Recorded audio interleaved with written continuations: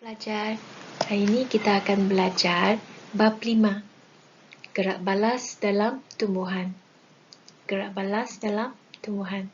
So, dalam topik ini, bab 5, kita akan belajar 3 subtopik ya. 3 subtopik. Subtopik yang pertama, kita akan belajar tentang jenis gerak balas tumbuhan. Okey. Yang kedua, kita akan belajar tentang fitohormon, hormon yang berperanan bagi tumbuhan untuk menjalankan gerak balas. Yang ketiga ialah aplikasi fitohormon dalam bidang pertanian. So, hari ini kita akan teruskan dengan subtopik 5.1 dulu. Okay, jenis gerak balas tumbuhan. Dalam subtopik ini, kita akan memerihalkan jenis gerak balas tumbuhan. Iaitu dia ada 2 jenis gerak balas tumbuhan, iaitu tropisme dan juga nasti. So, jenis gerak balas tumbuhan ada 2. Satu ialah gerak balas tropisme dan satu lagi gerak balas nasti. So, kita tengok gerak balas tropisme. Gerak balas tropisme merupakan gerak balas bahagian-bahagian tertentu tumbuhan seperti akar dan pucuk, sama ada tumbuh mendekati ataupun menjauhi rangsangan. Maksudnya gerak balas dia adalah positif ataupun negatif. Terdapat pelbagai jenis gerak balas dalam tumbuhan, iaitu tigmotropism, geotropisme, hidrotropisme, fototropisme dan juga yang last ialah chemotropisme.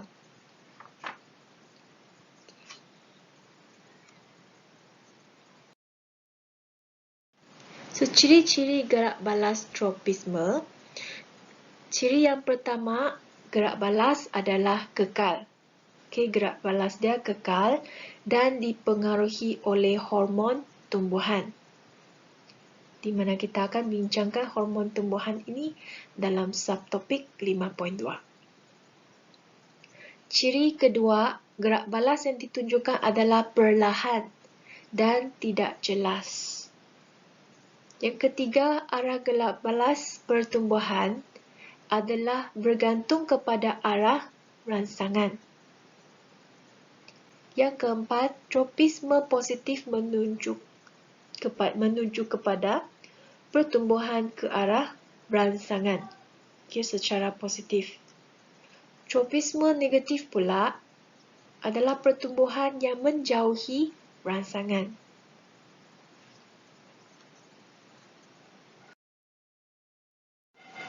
Contoh gerak balas tropisme.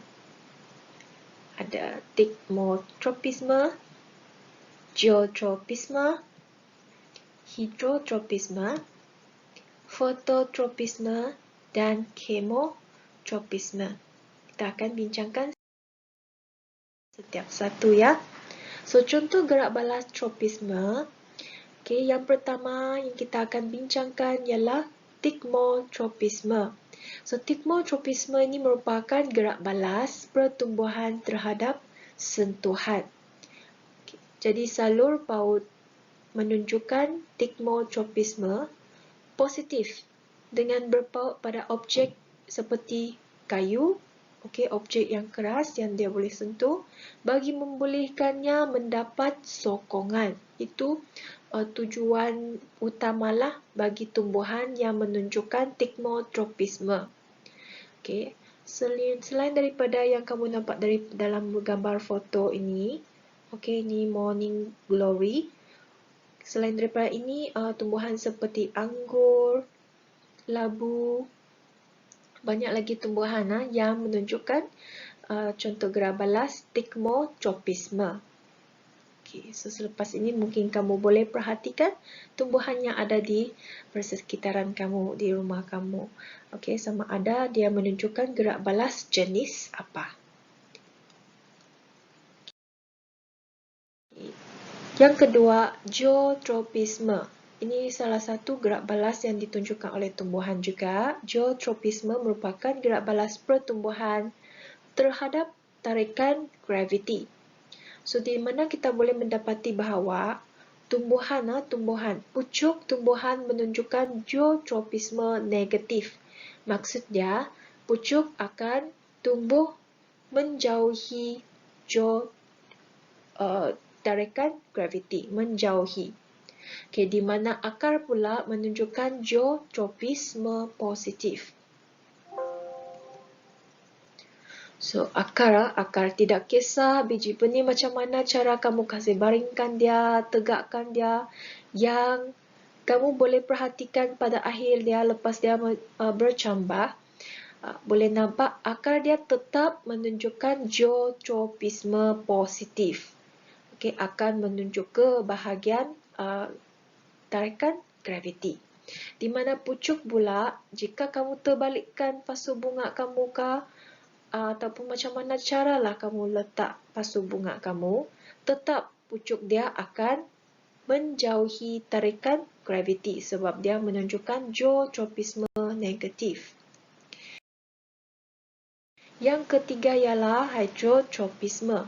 So, hydrotropisme ini merupakan gerak balas pertumbuhan terhadap air. Okay. Akar tumbuhan menunjukkan hydrotropisme positif kerana ia akan tumbuh ke arah air. Okay. Ini merupakan salah satu contoh hydrotropisme. Yang keempat ialah fototropisme.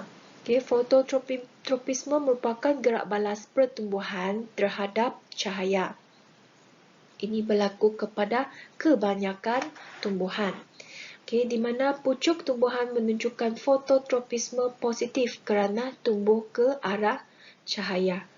Okay, lebih kurang semualah tumbuhan menunjukkan fototropisme positif. Okay.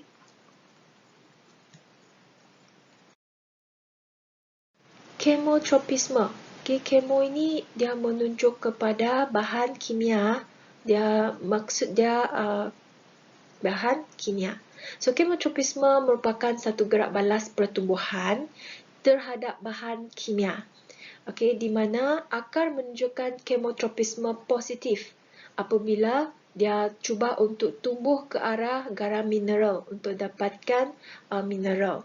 Akar menunjukkan kemotropisme negatif apabila tumbuh menjauhi bahan kimia tertentu seperti racun.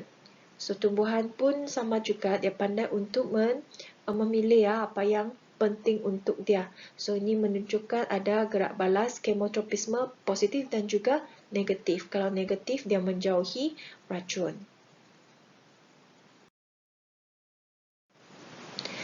Okay, so semua gerak balas tropisme telah kita bincangkan. So, sekarang cikgu move on pergi gerak balas nasti ya.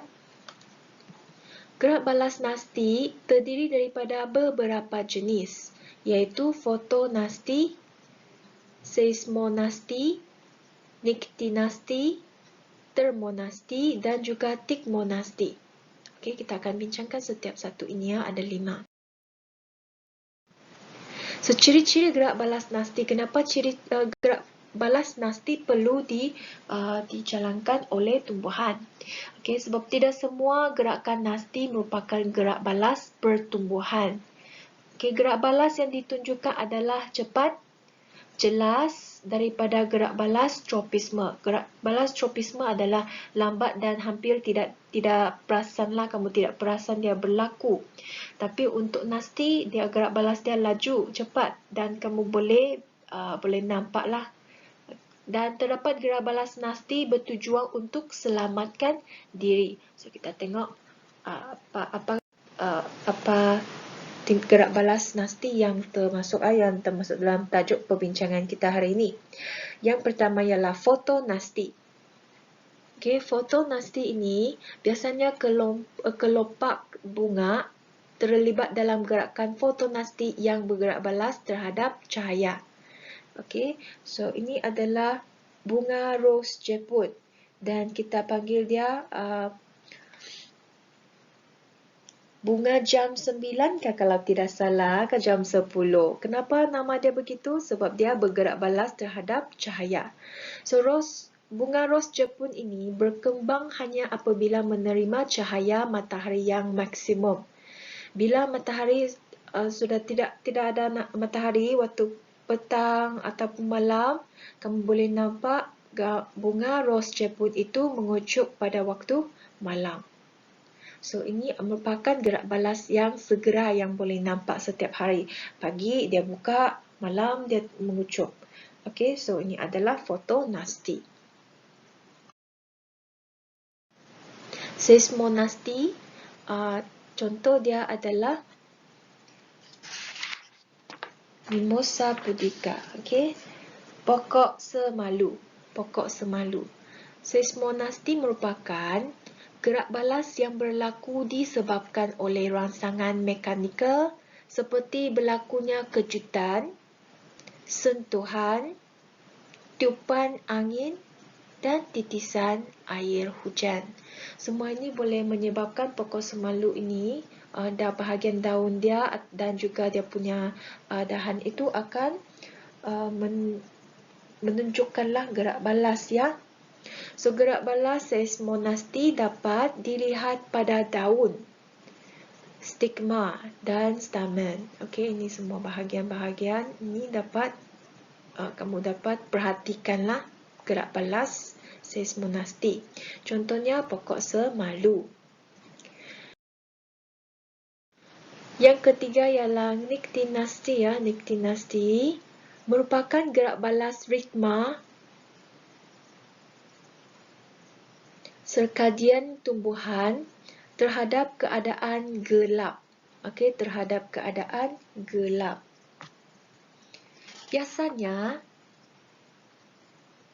daun pokok kekacang seperti daun pokok petai belalang mengucup pada waktu malam dan kembali terbuka pada waktu siang.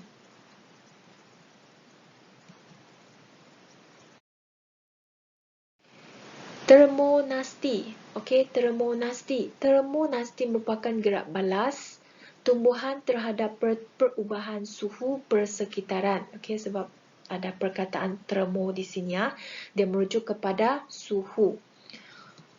Sebagai contoh, bunga tulip berkembang mekar disebabkan kenaikan suhu dan mengucup apabila suhu menurun. So, ini contoh dia, termonasti yang bergerak balas terhadap perubahan suhu persekitaran. Tikmonasti merupakan gerak balas tumbuhan terhadap getaran.